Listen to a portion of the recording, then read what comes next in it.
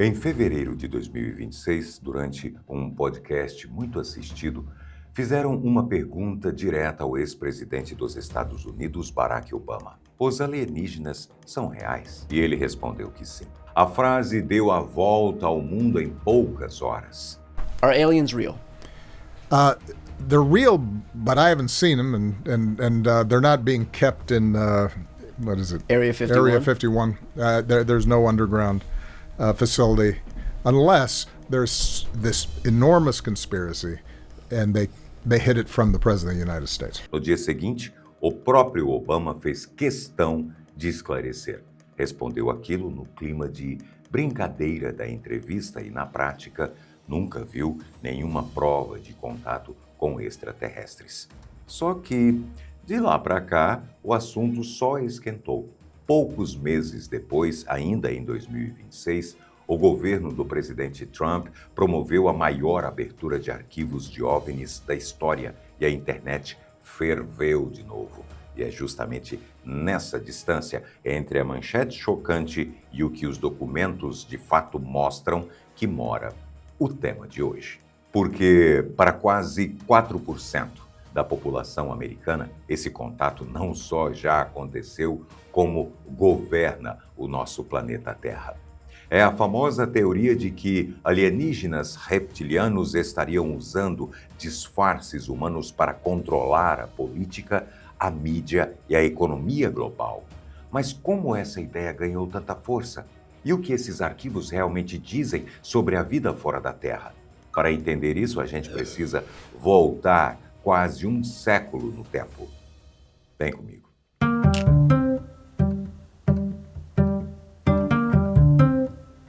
Tudo começa em agosto de 1929. Naquele mês, a revista americana de contos Weird Tales publicou uma história chamada O Reino das Sombras, escrita por Robert E. Howard, o mesmo criador de Conan o Bárbaro. O conto descrevia uma raça de homens-serpente que usava magia para imitar seres humanos e se infiltrar nas cortes reais, governando a humanidade pelas sombras. Na época, era uma história de fantasia e aventura, mas décadas depois, essa premissa literária virou uma crença literal. O grande arquiteto dessa transição foi David Icke, um ex-jornalista esportivo britânico. Na década de 90, Icke pegou aquela ficção dos anos 20 e misturou com mitologias antigas do Egito, da Índia e da Mesopotâmia. Ele resgatou histórias sobre deuses antigos, chamados Anunnaki, e os ligou à ufologia moderna. Em 1999, no seu livro O Maior Segredo, Icke cristalizou a teoria. Afirmou que uma linhagem de répteis, vinda de um sistema estelar chamado Alpha Draconis, estava infiltrada no comando de governos e bancos. Alpha Draconis não é invenção, é uma estrela real conhecida como Tuban, que há milhares de anos foi a estrela do norte, aquela que apontava o caminho para quem se guiava pelo céu. Quem mapeou a viagem dessa ideia das revistas baratas, de banca até a política, foi o cientista político americano Michael Burkan. No livro A Culture of Conspiracy, de 2003, ele mostra como a lenda dos répteis foi se grudando a outras teorias, sociedades secretas, nova ordem mundial, fim do mundo, até virar uma espécie de teoria que engole todas as outras. E pesquisadores chamam a atenção para um detalhe incômodo. Por baixo da ideia de répteis no poder costumam estar preconceitos bem antigos, como o antissemitismo, o preconceito contra os judeus, apenas vestidos com uma roupagem de ficção científica. A internet fez o resto do trabalho do jeito que ela sabe fazer bem. Fóruns de conspiração começaram a apontar fotos pixeladas ou falhas na transmissão de vídeos na TV como provas de que políticos teriam olhos de réptil piscando.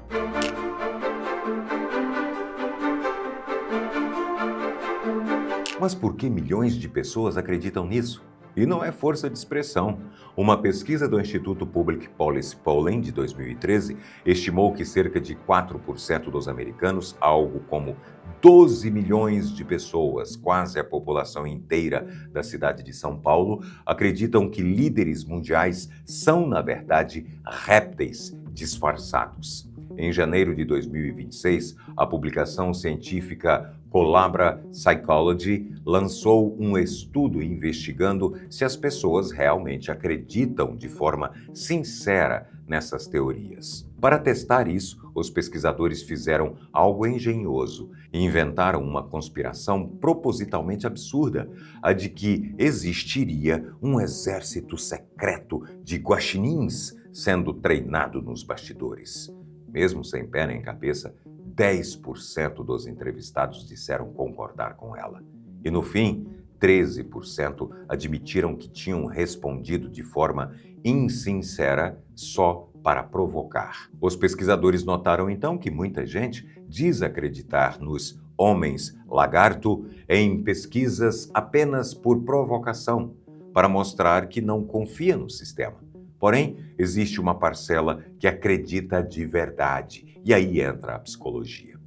Para os estudiosos do comportamento humano, a chave está na forma como lidamos com a incerteza. O mundo moderno é para lá de complexo. Uma crise do outro lado do planeta pode afetar a sua vida de uma hora para outra, e nem sempre fica claro quem decide, o que e quando. Segundo esses pesquisadores, diante disso, algumas pessoas se sentem mais confortáveis imaginando que os grandes acontecimentos, guerras, crises, inflação, seguem um plano definido por alguém nos bastidores, em vez de aceitar que muita coisa é resultado de fatores espalhados e difíceis de prever. Nessa leitura, apontar um culpado único e oculto seria uma forma de dar ordem a um mundo que parece caótico. Antes de continuar, uma pausa rápida e super legal. A Copa do Mundo está chegando e quem é Brasil precisa estar de Brasil. É isso aí, a skin. Não é só a camiseta, é o país inteiro junto em campo, até os pernas de pau. A loja oficial do canal, em parceria com a Netshoes, tem vários modelos e vem aqui dar uma olhada, garanta a sua rapidão, beleza? Tô te esperando.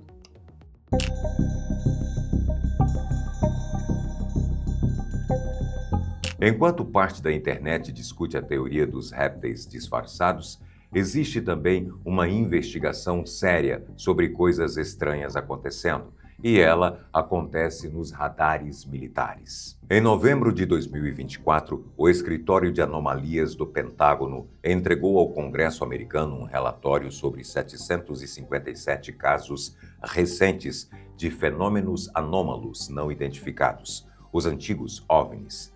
Desses, 485 tinham acontecido dentro do último ano analisado. Os outros 272 eram relatos mais antigos, de 2021 e 2022, que só agora chegaram à mesa. Somando tudo o que a agência recebeu desde 2022, o total já passava de 1.600 ocorrências. Os dados mostraram que boa parte do que aparece na internet tem explicação simples. A agência resolveu ou encaminhou para o encerramento quase 300 casos, identificando balões, drones civis, aves ou lixo espacial. Em mais de 900 dos registros acumulados, faltavam dados para qualquer conclusão, sem foto nítida, sem leitura de sensor confiável. Mas o próprio governo admitiu que 21 desses casos não tinham explicação. Eram objetos captados por sensores militares avançados que se moviam de um jeito que a nossa física atual não justifica.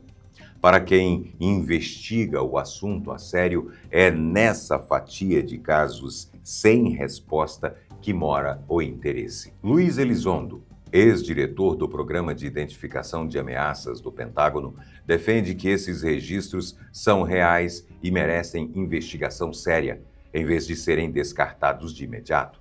E com os arquivos sendo liberados aos poucos, esse debate segue em aberto. Mas repare que isso é diferente do que a teoria reptiliana afirma. Reconhecer que existem objetos no céu que ainda não sabemos explicar é uma coisa.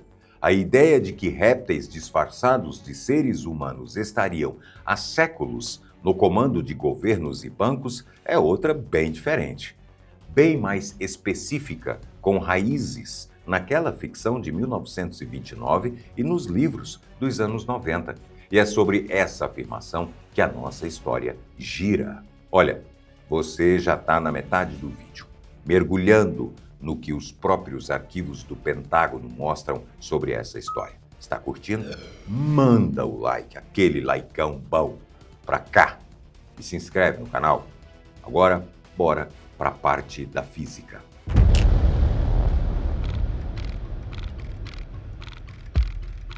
Se nós levarmos a ideia de alienígenas para a mesa dos astrofísicos, entra em cena uma discussão sobre as leis da física. Os astrônomos usam a chamada escala de Kardashev para classificar o avanço de uma civilização. Pela escala, uma civilização tipo 1 dominaria toda a energia disponível no próprio planeta. Uma tipo 2 conseguiria capturar a energia inteira da sua estrela, algo que os cientistas imaginam por meio de uma estrutura gigantesca, a esfera de Dyson, capaz de envolver o Sol como uma casca. E uma tipo 3 controlaria os recursos de uma galáxia inteira com seus bilhões de estrelas. Nós, humanos, que ainda queimamos petróleo para andar de carro, sequer chegamos ao nível 1. A partir daí, surge um dos argumentos que físicos costumam levantar. Por que uma espécie capaz de cruzar o vazio do espaço com a energia de uma estrela à disposição gastaria tudo isso para se misturar discretamente à nossa política e economia? Para esses cientistas, uma civilização nesse nível teria interesses e capacidades difíceis de imaginar a partir da nossa lógica do dia a dia. O físico teórico Michio Kaku usa uma comparação simples para essa linha de raciocínio. Formigas não assinam tratados comerciais com seres humanos. Para ele, se uma civilização capaz de dobrar o espaço-tempo, criando atalhos por distâncias gigantescas, chegasse à Terra, teria meios de fazer o que quisesse e dificilmente precisaria se disfarçar de gente para influenciar a política humana.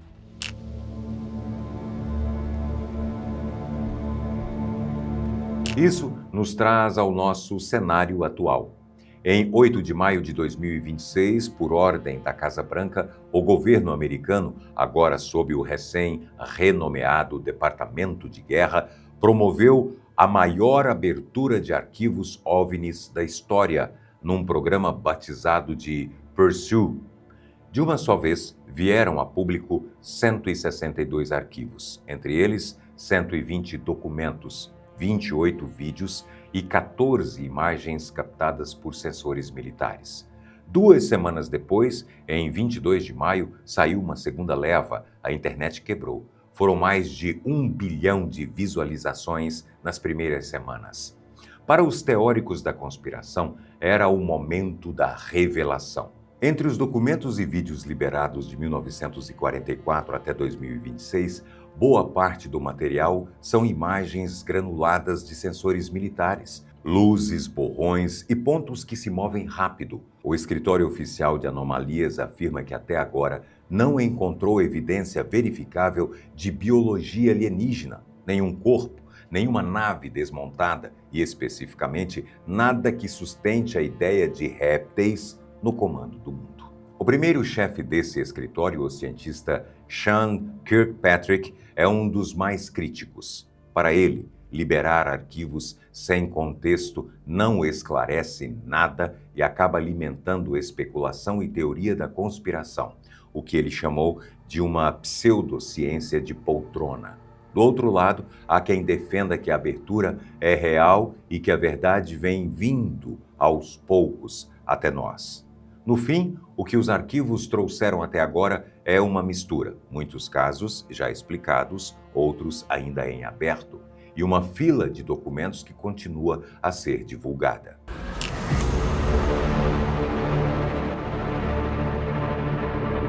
A ciência trabalha com dois conceitos: a equação de Drake, uma conta criada para estimar quantas civilizações poderiam existir na nossa galáxia, sugere que o universo deveria estar cheio de vida.